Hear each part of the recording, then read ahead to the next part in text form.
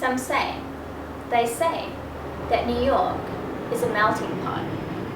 I think it's more likely that it's not. But I've never been to New York, so I'll talk about Sydney, and if you'll bear with me, I'll tell you what I see and what I feel like. What the fuck is the deal? When I used to live out west, my sweat glands were put to the test because the trains, they were old and didn't have AC, and in the winter it was cold, and I was told that there were other trains on other lines that weren't the same. Thought it was insane that it wouldn't really be that way. But what can I say? When I went a bit further north, nicer trains came forth. Strongbow becomes recorderlig, and complaints of independence-imposed 2-minute noodle diets can be heard as they boast of how hard they have it now and how necessary it is to have their emaciated bodies supplemented with Sunday organic grass-fed lamb roast at mum and dad's. And as the train spiraled further up over the bridge, the colour changed to green, like a scene from Lord of the Rings, well, almost. From there I could see coast, and it was a sea of green as far as could be seen, with pretty little houses, actually big houses, scattered in between. I guess it's the logical approach. Otherwise, the houses would seem out of place, as would be the case if someone did the obscene and added some green 6.5 suburbs away. The colour line, it ain't blind, as I see it twist and wind and unwind and rewind to work with necessary immigration and voluntary gentrification. Meanwhile, Sandberg lean-in mentality sells marketable ideas, and intersectionality is still just a spelling mistake on MS Word.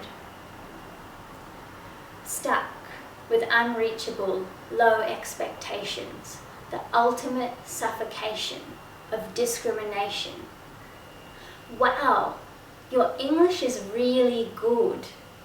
Luckily, I blow that shit out of the water. Like my dad told me, I order and need a do to survive and pretend to thrive. We'll work harder and faster and better for less, and they can try their best, but blonde smiling positivity can't fuck with immigrant productivity, can't fuck with desperation productivity, and it's kind of outrageous because it pushes down wages, but we don't realise because we're otherwise occupied fighting off the lies, fighting for what we're denied in the concrete walls of segregation, generation after generation.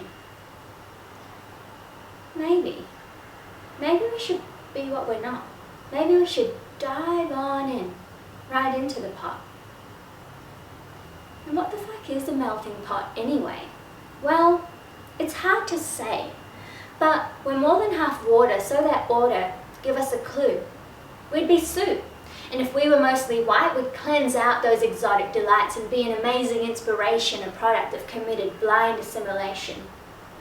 But come on, if you chucked us in a pot, white or brown or not, we'd not produce white or even melted rainbow mud.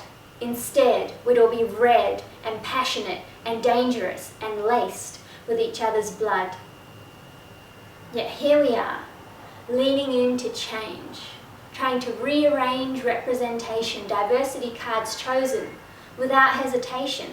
Yet for most of us, it's the same game, over and over again.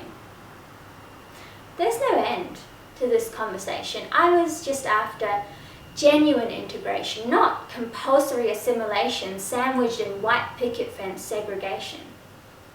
So, next time you hear that New York is a melting pot, depending on whether you've been or not, you could just talk about the glowing examples Sydney's got, or not.